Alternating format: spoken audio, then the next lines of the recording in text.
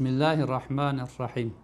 Rahmet, bereket ve paylaşma ayı olan Ramazan boyunca Yetimler Vakfı olarak sadece bir yardım süreci yürütmedik.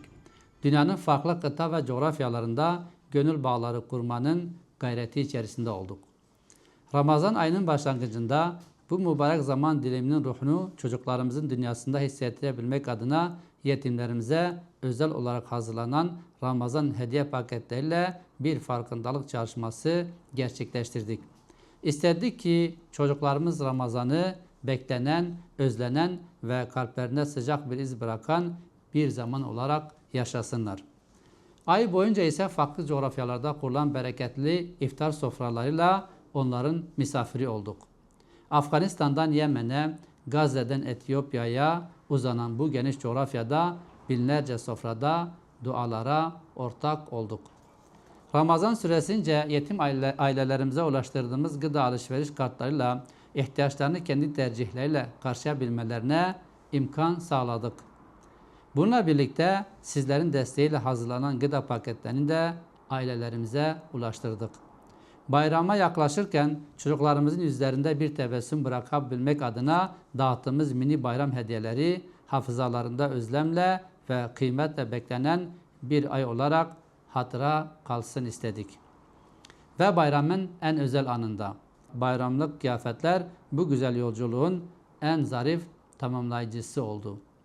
Gerçekleşen tüm bu çalışmalar yalnızca bir organizasyonun faaliyeti değil, siz kıymetli bağışçılarımızın yüreğinde taşıdığı merhametin sahaya yansımış halidir. Biz inanıyoruz ki bir sofranın kurulması, bir çocuğun mutluluğu, bir annenin yükünü hafifletmek, hepsi sizin verdiğiniz destekle mümkün oluyor. Bağış sadece maddi bir katkı değil, uzak coğrafyalardaki bir kalbe dokunabilmenin, görünmeyen bir bağı kurabilmenin ve bir hayatın yükünü hafifletebilmenin en somut yoludur. Sizler destek oldukça, katkı sundukça bu yolculuk daha fazla hayata ulaşma imkanı buluyor. Yetimler Vakfı olarak bizler yalnızca ülkemizde değil, dünyanın farklı coğrafyalarında en değerli emanet olarak gördüğümüz yetim kardeşlerimizin yanında olmanın derin huzurunu yaşıyoruz. Üstlendiğimiz bu sorumluluğun bir görevden öte bir güven ve gönül bağı olduğunun bilinciyle hareket ediyor. Bu emaneti hakkıyla taşıyabilmek için var gücümüzle çalışıyoruz. Bu vesileyle bu iyilik seferberliğinin bir parçası olan tüm gönüllülerimize ve bağışçılarımıza en içten teşekkürlerimizi sunuyoruz. Sizlerin katkısı yalnızca bugünü değil, yarınların umudunu da inşa etmektedir.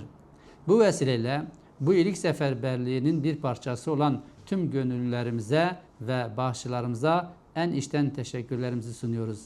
Sizlerin katkısı yalnızca bugünü değil, yarınların umudunu da inşa etmektedir. Bu anlamlı yolculukta bizimle birlikte yürüdüğünüz için her birinize gönülden minnettarız. Ramazan bayramının kalplerimize huzur, hanelerimize bereket, hayatlarımıza umut taşımasını temenni ediyoruz. Bu mübarek günlerin paylaşmanın derin anlamını yeniden hatırlatan, merhameti çoğaltan ve kardeşlik bağlarını güçlendiren bir vesile olmasını diliyoruz. Nice bayramlara daha çok gönle dokunabilmenin, daha fazla yetime ulaşabilmenin ve bu iyiliği birlikte büyütebilmenin duasıyla ulaşmayı Yüce Allah'tan niyaz ediyoruz.